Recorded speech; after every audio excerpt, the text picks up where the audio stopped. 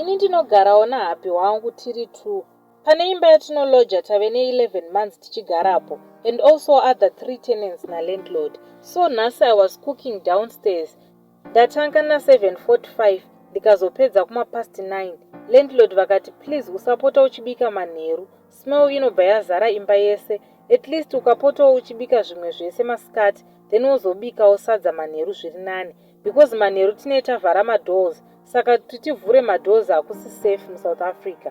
Ndangoti I will be working masikati because ndinoshanda online from home.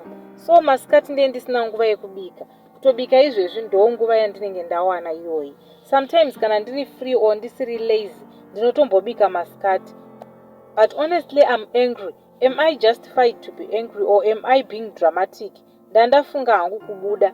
Do you think mutemo wakanaka here iwoyo or ratovawo drama? Hatisati takambotukana naamai ava. Tinongogara zvakanaka. But she would complain of some things here and there, which I understood. Ndichingoti munhu ane imba yake. But she would just say vasingapopote. Ndichingoti okay, zvobva zvatopera. So nhasi ndozvazonditsamwisa because I felt so disrespected. Kuti ndakuudzirwa time yekubika. Am I wrong, nai ladies? Ndobuda here or ndoita sei? Ndandafunga kuvaudza kuti kasa muchatide pano here. But ndazongonyarara ndikati pamwe zvingazokonzeresa. Ndibatsirewo, ndabatikana hangu ine hama dzangu.